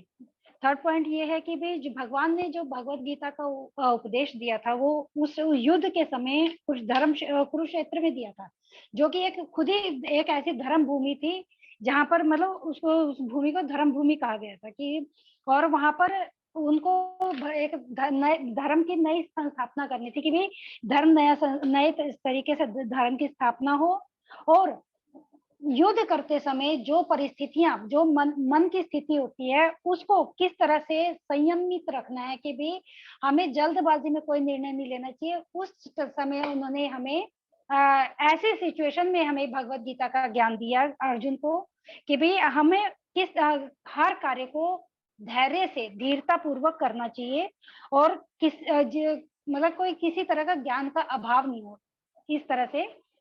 और नेक्स्ट पॉइंट उन्होंने हमने डिस्कशन में किया है कि हमें अपने धर्म का जो हमारा नेचुरल धर्म है, जैसे एक क्षत्रिय का जो धर्म है, जो वास्तविक हमारी वास्तविक प्रवृत्ति है, हमें उसका पालन करना चाहिए। हमें भगवान जो कार्य करना है वो भगवान की प्रसन्नता के लिए करना है। जिस तरह से इसमें अर्जुन ने भगवान ने कहा कि भाई तुम ये युद्ध करो, लेकिन अर्जुन मना कर रहा था, तो भगवान ने कहा कि भाई ये युद्ध तुम अपने लिए नहीं कर रहे, तुम मेरी प्रसन्नता के लिए कर रहे हो। तो हमें जो भी कार्य करने हैं वो भगवान की प्रसन्नता के लिए कार्य करने हैं, वही धर्म है। जो अगर हम भगवान की खुशी के लिए प्रसन्नता के लिए कार्य नहीं करते वो धर्म नहीं है। तो ये सारे सिद्धांतों के मतलब थोड़ा थोड़ा हमने समझा है। हरे कृष्ण। जी माता जी धन्यवाद, बहुत ही अच्छे पॉइंट्स आपने रखे। एक बार उनका सार हम जानेंगे। पहला माता जी ने बोला कि भगवान से अर्जुन ने क्या बोला कि जो मेरे लिए श्रेष्ठ हो वो आप मुझे बताइए, यद श्रेष्ठ या निश्चितम ब्रूहि। तो हम जब भी भगवान से कुछ मांगे तो लोग क्या करते हैं, लोगों को लगता है कि जो हमारे लिए सही है अपनी बुद्धि से वो चीजें मांगते हैं। जैसे कई लोग भगवान के पास जाते कि आप मुझे ये दे दो, आप मुझे वो दे दो, ये दे दो, है ना। हमें ऐसा नहीं मांगना चाहिए। अर्जुन चाहता तो भगवान से मांग सकता था कि भगवान आप कुछ ऐसा कर दो कि युद्ध ना हो, ऐसा अर्जुन बोल सकता था, लेकिन अर्जुन ने ऐसा नहीं बोला। अर्जुन ने बोला जो सही हो वो आप मुझे दीजिए, वो आप मुझे बताइए। अगर युद्ध करना सही है तो आप मुझे युद्ध करने के लिए बताइए, और युद्ध करना सही नहीं है तो आप ऐसा बताइए। यानी जो हमारे लिए सही हो वो हमें भगवान से मांगना चाहिए, ऐसा नहीं कि जो हमें सही लग रहा है वो हम भगवान से मांगे। तो ये हमें यहाँ से सीखने को मिला अर्जुन से। दूसरा अगला जो माता जी ने पॉइंट बोला वो ये था कि जीवन की परिस्थिति में क्या करना चाहिए, धैर्य रखना चाहिए। तो आप देखें कि इसमें भगवान ने पिछले अध्याय में एक भी श्लोक नहीं बोला। भगवान ने क्या किया, सारी बातें सुनी अर्जुन की। 46 श्लोक हो गए, लेकिन पिछले अध्याय की एक भी चीज भगवान ने नहीं बोली। इस अध्याय का एक श्लोक बीत जाता है तब भी भगवान ने कुछ नहीं बोला। तो इससे हमें क्या सीखने को मिला, हमें जीवन में धैर्य रखना चाहिए, तुरंत डिसीजन नहीं लेना चाहिए, तुरंत हमें प्रतिक्रिया नहीं देनी है किसी चीज की, उस परिस्थिति को हमें पहले समझना चाहिए। तो वैसे भगवान क्या है, भगवान सर्वज्ञ है ना। भगवान बोलते भी है सर्वस्य चाह हृदय सन्निविष्टो, मैं सबके हृदय में हूँ। तो भगवान को सब पता है, लेकिन फिर भी भगवान ने क्या किया, अर्जुन को पूरी तरह से सुना, अच्छी तरह से सुना, तब भगवान ने प्रतिक्रिया दी। तो बोला भी जाता है कि जो अच्छा श्रोता होता है वही अच्छा वक्ता भी होता है, कि one who is best listener is best speaker, ऐसा बोलते हैं। तो अच्छा श्रोता वही होता है जो अच्छा वक्ता होता है। और हम देख सकते हैं भगवान अच्छे श्रोता है ना, भगवान ने अच्छी तरह से अर्जुन को सुना, फिर उसके बाद भगवान ने प्रतिक्रिया दी। हमें जीवन में धैर्य रखना चाहिए और परिस्थितियों को समझना चाहिए, फिर उसके बाद प्रतिक्रिया देनी चाहिए। और फिर माता जी ने बोला कि हमें भगवान की प्रसन्नता के लिए कार्य करना है ना। तो कभी कभी हमें लग सकता है कि कोई कार्य हमें पसंद नहीं हो सकता, लेकिन हमें अपने लिए नहीं, हमें भगवान की प्रसन्नता के लिए कार्य करना चाहिए, वही धर्म है। जैसे उदाहरण के लिए सुबह मंगल आरती में उठना, तो किसी को भी अच्छा नहीं लगेगा सुबह सुबह उठना है। और अभी सर्दियां आने वाली है, अभी तो बिल्कुल भी अच्छा नहीं लगेगा। लेकिन धर्म ये नहीं है कि जो हमें सही लग रहा है, धर्म है कि भगवान जिससे प्रसन्न हो वो करना धर्म है। तो हमें भगवान को प्रसन्न करने के लिए करना होगा, अपने आप को प्रसन्न करने के लिए नहीं, ठीक है। तो वो वास्तव में धर्म है। तो बहुत ही सुंदर सुंदर पॉइंट है जी। हरे कृष्णा मनोज प्रभु जी। हरे कृष्णा प्रभु जी, मैं ग्रुप 2 से। जी जी जी। प्रभु जी, हमने इस प्रश्न को जिस तरह से समझा, मैं सबसे पहले वो बताना चाहता हूँ कि अर्जुन ने भगवान श्री कृष्ण के सम्मुख समर्पण किया वो ये चाहते थे कि भगवान ही उनका आगे मार्गदर्शन करें। तो इसके पीछे क्या सिद्धांत हो सकते हैं और हमें अपने जीवन में इन चीजों को कैसे कंपेयर कर सकते हैं या कैसे उतार सकते हैं। तो पहले तो मैं ये बताना चाहूंगा कि अर्जुन मोह और दया के बस में अपनी सुबुद्ध खो चुके थे और उनकी निर्णय शक्ति समाप्त हो चुकी थी, उनको कुछ भी समझ में नहीं आ रहा था। अगर ऐसी परिस्थितियां हमारे जीवन में आती हैं तो हमें भी अर्जुन की जगह पे अपने को रख के भगवान के प्रति ही समर्पण करना चाहिए। अब क्यों करना चाहिए? उसके लिए ये कि उस समय अर्जुन को ये पता था कि भगवान सर्वज्ञ हैं, भगवान मधुसूदन है, वो अंधकार का नाश करने वाले हैं, वो सही मार्ग दिखाने वाले हैं। उन्होंने भगवान के प्रति पहले शिष्यत्व मतलब उनके यानी उन्होंने अपने गुरु के रूप में भगवान को पहले ही स्वीकार कर लिया था, उनके वो परम सखा भी थे। और अर्जुन को ये पूरी तरह से ये ज्ञान था कि भगवान जो मुझे ये बताएंगे वो ही सही होगा और जो मुझे करना है वो अगर भगवान बताएंगे तो वो उनको प्रसन्न करने वाला होगा। मतलब जो मुझे वास्तव में करना चाहिए वो मुझे भगवान ही बता सकते हैं। तो हमें अपने वास्तविक जीवन में भी भगवान की शरण में जाना चाहिए और वही काम करना चाहिए जो ईश्वर को भगवान को प्रिय है। जो भगवान ने गीता के माध्यम से और जो गुरु शिष्य की प्रामाणिक परंपरा के माध्यम से जो ज्ञान हम तक आया है उससे हमें ये पता चलता है कि भगवान को क्या क्या प्रिय है। और हमें अर्जुन और भगवान के बीच में जो संवाद हुआ उससे ये जीवन के एक एक समस्या और उसके निदान का पता चलता है कि हमें किस तरह से अपने जीवन में निर्णयों को लेना चाहिए और सब कुछ भगवान के प्रति समर्पित करके प्रत्येक कार्य को करना चाहिए। जी जी प्रभु जी, धन्यवाद। बहुत ही सुंदर आपने पॉइंट्स लगे और इसमें से अधिकतर जो बिंदु है उसकी हम चर्चा कर चुके हैं। तो जो मुख्य बिंदु थे वो क्या था कि भगवान ही बता सकते हैं कि क्या श्रेष्ठ है क्या नहीं। भगवान ही बता सकते हैं कि उनको कैसे प्रसन्न किया जा सकता है। तो कोई व्यक्ति है उसको अगर आपको खुश करना तो वही बता सकता है कि वो कैसे खुश होगा। आप सोचेंगे ऐसे होगा ऐसे होगा, नहीं। तो इसी तरह भगवान ही बता सकते हैं क्या सही है क्या गलत है, किस तरह से वो प्रसन्न हो सकते हैं। तो ये प्रभु जी ने बताया। और दूसरा, हमें अर्जुन की तरह समर्पण करना होगा। तो अर्जुन से हमें समर्पण सीखने को इस श्लोक में मिलता है। तो ये बहुत ही महत्वपूर्ण बिंदु थे इस श्लोक के, इसकी हमने चर्चा की।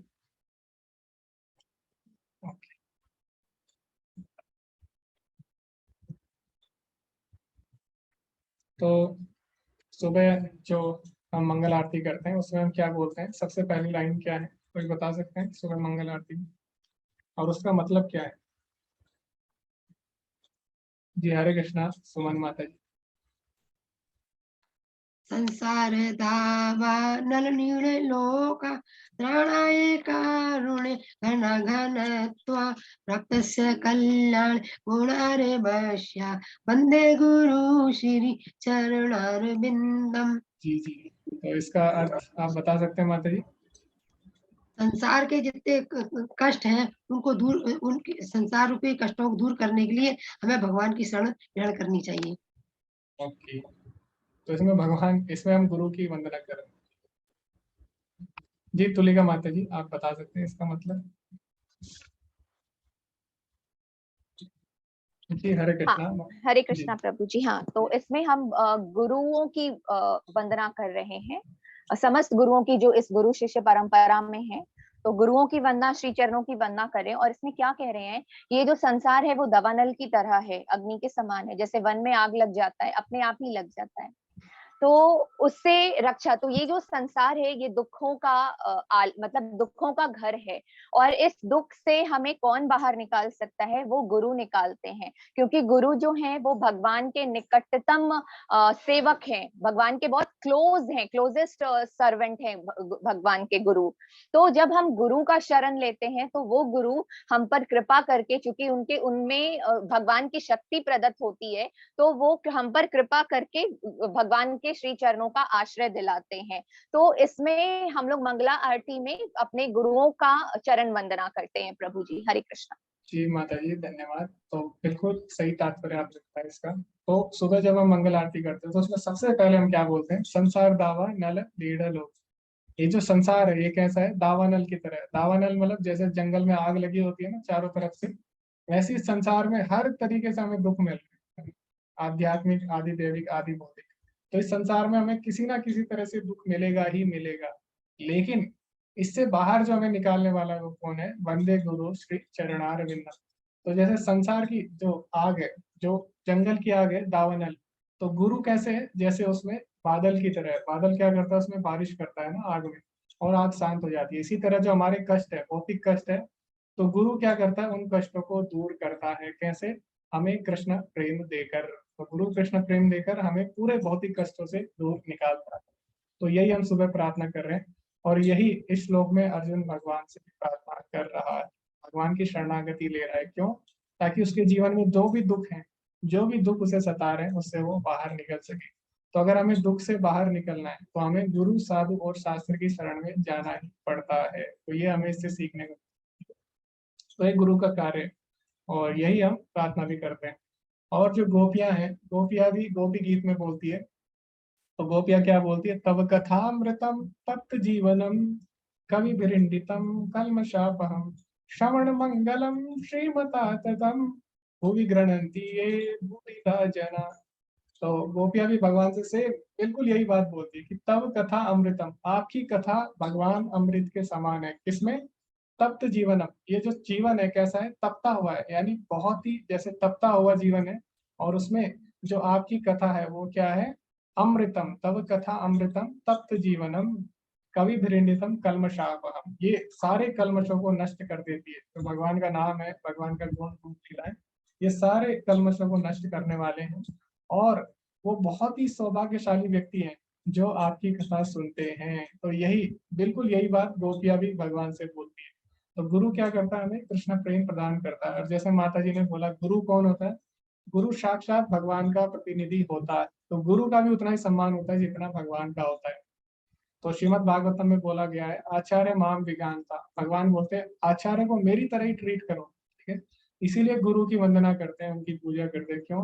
क्योंकि वो भगवान के बहुत ही निकट प्रतिनिधि होते हैं। जैसे आपने देखा होगा, प्रधानमंत्री के जो सेवक होते हैं वो जब जाते हैं कहीं पे, तो उनका भी वैसे ही सम्मान किया जाता है जैसे प्रधानमंत्री का। तो इसी तरह गुरु क्या होते हैं? भगवान के सेवक होते हैं, उनका भी वैसे सम्मान होना चाहिए जैसे भगवान का होता है। इसीलिए गुरु की शरण में जाना ही चाहिए। गुरु की शरणागति के बिना भगवत प्राप्ति नहीं हो सकती। तो यही भगवान यहाँ पे बता रहे हैं, और यही अर्जुन हमें इस श्लोक से सिखा रहे हैं। तो एक बार दोबारा से हम आगे बढ़ते हैं।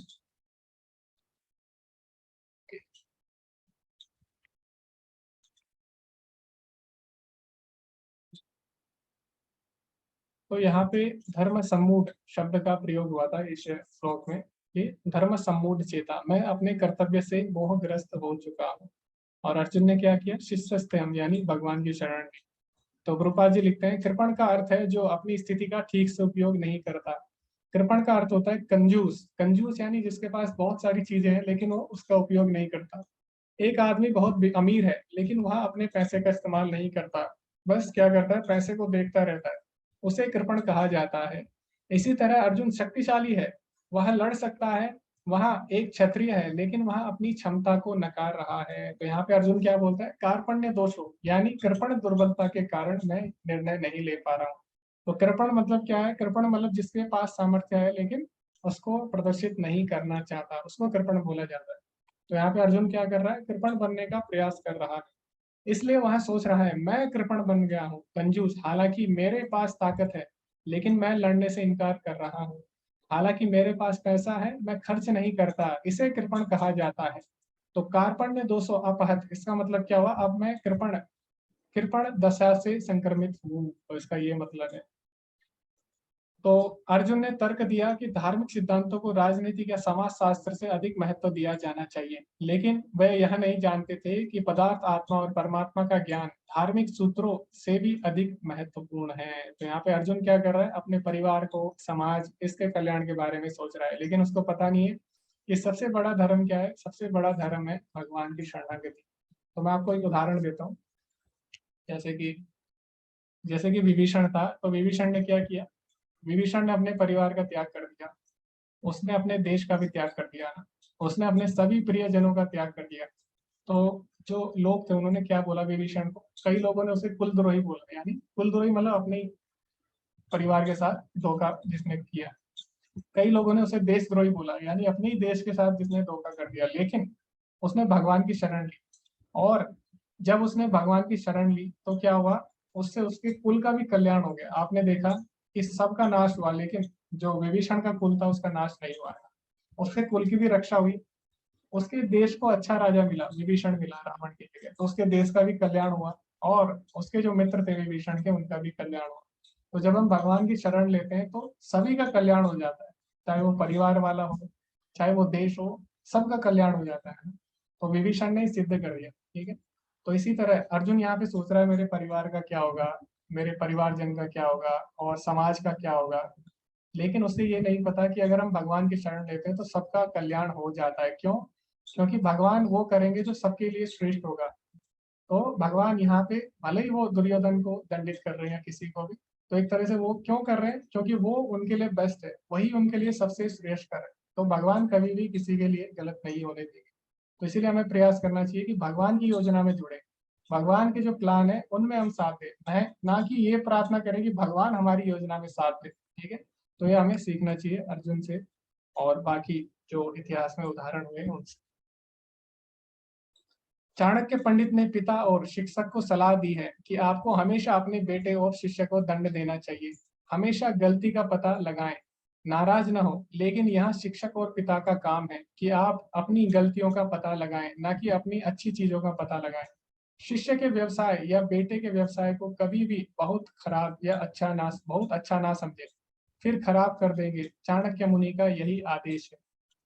तो अभी क्या हुआ, अभी जब अर्जुन ने सारे कारण दिए भगवान को, तो कई लोग क्या सोच सकते हैं, अगर अर्जुन आज के समय में होता और अर्जुन हमारे सामने कारण रखता तो हम क्या करते? हो सकता है हम उसकी प्रशंसा करते, या कई लोग ताली भी बजाते, कई लोग बोलते वाह अर्जुन ने क्या कारण दिए, और अर्जुन कितना अच्छा व्यक्ति है, वो कितने सभी लोगों के बारे में सोच रहा है, तो अर्जुन से श्रेष्ठ कोई भी नहीं है। तो हमारे सामने अगर अर्जुन ये बातें बोलता तो हम सभी उसकी तारीफ करते। लेकिन क्योंकि भगवान क्या है? भगवान परम गुरु है, और गुरु का कार्य कभी भी शिष्य की प्रशंसा करना नहीं होता। गुरु का कार्य है कि शिष्य के दोष ढूंढना और उनको सही करना। तो वास्तविक गुरु कौन है?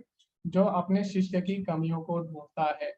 तो वैसे जो वैष्णव होता है वो कभी भी किसी की कमियां नहीं देखता। लेकिन जो गुरु है और जो माता पिता है, उनका कर्तव्य क्या है? माता पिता का कर्तव्य है कि बच्चों की जो कमियां है उनको ढूंढना और उनको डांटना, उनको उनकी कमियों में सुधार करना। इसी तरह गुरु का भी कर्तव्य है कि अपने शिष्य की कमियां ढूंढना और उनको सुधार कराना। तो यही वास्तव में गुरु का कर्तव्य है। और इसीलिए जब भगवान ने अर्जुन के सारे कारण सुने तो भगवान ने क्या किया? भगवान ने अर्जुन को डांटा। तो भगवान ने अर्जुन को क्या बोला? अशोच्यानन शोचस्तम प्रज्ञावादास्य भाषसे गतासु न गतासु नान शोचन्ति पंडिता। श्री भगवान ने कहा तुम पांडित्यपूर्ण वचन कहते हुए उनके लिए शोक कर रहे हो जो शोक करने योग्य नहीं है।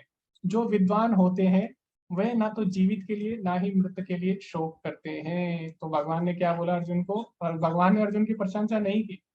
जैसे कई व्यक्ति होते हैं, जैसे हम देखते हैं भौतिक जीवन में जो हमारे अध्यापक होते हैं आजकल, अगर आप उनके पास जाएंगे पढ़ने, कई लोग ट्यूशन जाते हैं, तो वो क्या करेंगे? वो कभी भी आपकी बुराई नहीं करेंगे ना, क्योंकि उनको पता है मैंने बुराई की तो ये क्या करेगा? ये कोचिंग छोड़ देगा, है ना। तो इसीलिए वो क्या करते हैं? हाँ में हाँ मिलाएंगे, आपकी प्रशंसा करेंगे, ठीक है। लेकिन जो वास्तविक गुरु होगा वो क्या करेगा? वो शिष्य की हमेशा कमियां ढूंढेगा, हमेशा गलतियां निकालेगा, और वो क्या करेगा? शिष्य की गलतियों को निकाल कर उनका समाधान करेगा। तो भगवान ने जब अर्जुन के कारण सुने तो भगवान ने ऐसा नहीं कि अर्जुन की प्रशंसा की, अर्जुन के लिए तालियां बजाई, नहीं। भगवान ने उसे डांटा। अशोच्यानन शोचस्तम प्रज्ञावादस्य भाषसे। तुमको लगता है कि तुम बहुत विद्वानों की तरह बातें कर रहे हो ना, लेकिन तुम क्या हो? तुम विद्वान नहीं हो, वास्तव में तुम मूर्खों वाली बातें कर रहे हो। तो भगवान ने क्या किया? अर्जुन को डांट लगाई, ठीक है। तो यही वास्तव में असली गुरु होता है। असली गुरु कभी भी क्या करेगा? प्रशंसा नहीं करेगा, वो हमेशा शिष्य की कमियों को ढूंढेगा। तो जहां तक हमारा संबंध है, जब हमारे आध्यात्मिक गुरु दंड देते थे तो हम इसे आशीर्वाद के रूप में लेते थे, या बहुत अच्छा था, और वह किसी भी चीज की तरह दंड देगा। अरे धूर्त, मूर्ख, मूर्ख, कुछ भी अच्छे शब्द कहकर। तो प्रभुपाद जी बोलते हैं जो हमारे गुरु थे वो भी कभी कभी हमें दंड देते थे। कैसे? कभी कभी हमें मूर्ख बोलते थे, कभी कभी धूर्त बोलते थे, और हमें बहुत ही अच्छा लगता था, ठीक है। तो जो अच्छा शिष्य होगा वो भी कभी गुरु के जो दंड है उसको भी वो क्या करेगा, खुशी खुशी स्वीकार करेगा, क्योंकि उसको पता है उसका गुरु कभी भी उसके बुराई के लिए नहीं कहेगा, उसका गुरु हमेशा उसकी अच्छाई के लिए डांटेगा उसको। तो आपने देखा होगा प्रभुपाद जी के लेक्चर अगर आप सुनेंगे, प्रभुपाद जी भी क्या बोलते थे, रास्कल्स, है ना, अपने शिष्य को, या फिर कभी भी किसी को भी बोलते थे रास्कल। तो इसका मतलब ये नहीं है प्रभुपाद जी उन्हें जानबूझकर ऐसा बोल रहे हैं, वो गुरु का प्रेम होता है अपने शिष्य को डांटना। तो गुरु का कार्य है अपने शिष्य को डांटना और उनकी गलतियां निकालना ताकि उनमें सुधार हो सके। तो ये भी क्या है, एक तरह से गुरु का आशीर्वाद है। तो आज के अध्याय में हमने क्या क्या सीखा कि जन्म द्वारा निर्धारित नहीं होता, और जो वर्ण व्यवस्था है उसके बारे में हमने जाना। उसके बाद इसको हम कैसे अपने जीवन में उपयोग कर सकते हैं, जो आज का पाठ है। तो हमने देखा अर्जुन की शरणागति को हम किस तरह से अपने जीवन में उपयोग कर सकते हैं। तो इसी के साथ ये आज का पाठ समाप्त होता है, और सभी का बहुत ही धन्यवाद। श्रील प्रभुपाद की जय। हरे कृष्ण। तो किसी का कोई प्रश्न है आप पूछ सकते हैं, या कोई बिंदु आपको लगता है कि छूट गया, या कुछ आप साझा करना चाहते हैं इससे संबंधित, तो आप कर सकते हैं। ओके, अटेंडेंस का लिंक माता जी भेज देंगे अभी सबको। प्रभुजी ले ली मैंने, अटेंडेंस मार्क कर लिया सबकी। ओके जी, तो माता जी ने मैनुअली सबके अटेंडेंस ले लिए, तो आपको चिंता करने की आवश्यकता नहीं है जी। हरे कृष्णा अर्जुन प्रभु जी। हरे कृष्णा प्रभु जी। जी बहुत बहुत धन्यवाद। आपने बहुत अच्छे ढंग से इसको अभी समझाया, इस क्लास को, और हम लोग बिल्कुल इसमें समझ पाए कि जो उसका ये है वर्णाश्रम की व्यवस्था, जो वर्णाश्रम धर्म की व्याख्या है, उसके बारे में हम लोगों ने उसमें बात किया कि किस तरह से वर्णाश्रम है। और चूंकि ये सर प्रभु जी ये मेरा पहला क्लास है, इसलिए मैं थोड़ा ये जानना चाहता हूँ कि कैसे किस तरह से ये हो रहा है, कैसे आगे बढ़ना है, और किस तरह से इसके एग्जाम वगैरह है, और क्या कहना है अटेंडेंस वगैरह की। तो आपको मैं अभी शॉर्ट में बता दूंगा, लेकिन आपको अगर विस्तार से जानना है तो आप रिकॉर्डिंग देख सकते हैं तो पहली कक्षा की। तो इसमें क्या होगा, ये भक्ति शास्त्री जो पाठ्यक्रम है ये साप्ताहिक है, यानी हफ्ते में एक बार होगा, और इसमें यूनिट वाइज है। जैसे जो भगवत गीता उसको 3 यूनिट में विभाजित किया गया है। यूनिट 1 में 6 चैप्टर है, 1 से लेके 6, यूनिट 2 में 7 से लेके 12, यूनिट 3 में 13 से लेके 18। तो हर यूनिट के बाद एक आपको एक एग्जाम देना होगा, पेपर देना होगा, ठीक है, और वो ऑनलाइन होगा, और आपको क्वेश्चन आंसर करके लिख के आपको भेजने होंगे, और आपको असाइनमेंट देने होंगे। हर यूनिट के बाद 2 क्वेश्चन आपको मिलेंगे, वो देने होंगे, और कुछ श्लोक आपको याद करने को दिए जाएंगे, और उसमें से आप, जैसे आपको 20 श्लोक दिए जाएंगे, उसमें से आप लगभग 3 या 4 श्लोक याद करके सुना सकते हैं कक्षा में अंत में यूनिट। तो इतना ही आपको करना है, और इसमें अटेंडेंस जरूरी है, तो आपको आना होगा क्लास में। जी जी जी प्रभु जी। तो पहले वाले रिकॉर्डिंग मिल जाएंगे मुझे? मैं ग्रुप पे भेज दूंगा पहले की। जी जी जी जी प्रभु जी। जी धन्यवाद। हरे कृष्णा। जी हरे कृष्णा।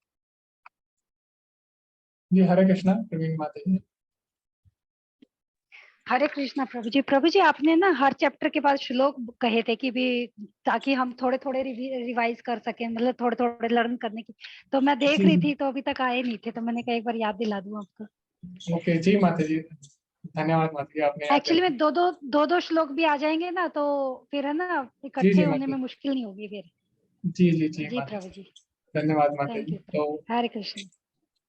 ओके, तो जो एडमिन है मैं उनसे बात करूंगा, इम्पोर्टेंट श्लोक मैं उनसे लेके आपको भेज दूंगा। जी हरे कृष्ण साकेत प्रभु जी। हरे कृष्ण प्रभु जी। प्रभु जी हमारी बातचीत जो हुई उसमें आपने कहा था कि एक पैरेलल ग्रुप और फॉर्म कर देंगे, जिसमें हम लोग अपने क्वेश्चंस को रख सकते हैं, और ओके, डिस्कशन के लिए। जी जी जी। ओके, तो प्रभु जी इसमें डिस्कशन के लिए क्वेश्चन असाइनमेंट, ओपन असाइनमेंट की आप बात कर रहे हैं?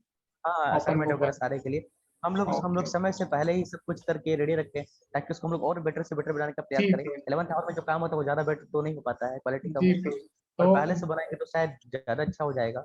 जी प्रभु जी, एक्चुअली हम कोई भी नया ग्रुप नहीं बना सकते बिना मंदिर से पूछे। तो एक बार मैं उनसे बात करूंगा, जो प्रभु जी हैं उनसे, अगर वो परमिशन देंगे प्रभु जी तो हम नया ग्रुप बना देंगे। ठीक है प्रभु जी। ठीक प्रभु जी, हरे कृष्ण। जी प्रभु जी हरे। तो 2 चीजें करनी है, एक इम्पोर्टेंट श्लोका और एक ग्रुप वाली। हरे कृष्णा प्रिया माता जी। प्रभु जी जी जी माता जी बोलिए। प्रभु जी मेरा आज फर्स्ट डे क्लास है, तो प्रभु हाँ। जी पिछला रिकॉर्डिंग जो भी है इसके पहले का वो मिल जाएगा? जी जी माता जी, आपको ग्रुप में, आप ग्रुप में हो माता जी? जी प्रभु जी, अभी अभी ज्वाइन हुई हूँ तो हाँ, जी। फिलहाल तभी उसमें कुछ भी नहीं है। जी प्रभु जी। जी तो ग्रुप में भेज दूंगा माता। ओके प्रभु जी, हरे कृष्ण। हरे कृष्णा। ओके, किसी का कोई प्रश्न है आज के अध्ययन से, आज की कक्षा से किसी का प्रश्न है? आप पूछ सकते हैं। किसी का प्रश्न नहीं है तो धन्यवाद सभी का अंत तक बने रहने के लिए और इतने ध्यान से सुनने के लिए। सभी का बहुत बहुत धन्यवाद। आप ऐसे ही जुड़े रहिए और डिस्कशन करते रहिए। इसमें जितना हम डिस्कस करेंगे उतना हम नई नई चीजें सीखेंगे और बहुत अलग अलग चीजें सीखने को मिलती है सभी से। तो आप सभी लोग डिस्कशन में भाग लें और शेयर करिए चीजें जो भी आपको पता है इस अध्याय से संबंधित, टॉपिक से संबंधित। तो भक्ति शास्त्री का मुख्य उद्देश्य है डिस्कशन यानी चर्चा करना। जो बाकी कोर्स होते हैं, बाकी लेवल होते हैं, उसमें हम चर्चा नहीं करते, उसमें वन एक साइड चलता है, एक तरफा चलता है ना। लेकिन भक्ति शास्त्री में ऐसा नहीं है। इसमें इसमें कोई टीचर नहीं है, ठीक है, आप ऐसा मत समझिए। तो हमें क्या करना है, चर्चा करनी है। तो जो मुझे पता है मैं बोलूंगा, जो आप सीख के आते हैं आप बोलिए। तो इससे क्या होगा, हम सभी को कुछ ना कुछ सीखने को मिलेगा। तो धन्यवाद सभी का अंत तक बने रहने के लिए। वांछा कल्पतरुभ्यश्च कृपा सिंधुभ्येव च पतितनां पावनेभ्यो वैष्णवेभ्यो नमो नमः। अनंत कोटि वैष्णव वृंद की जय। श्रील प्रभुपाद की जय। हरे कृष्णा। धन्यवाद सभी।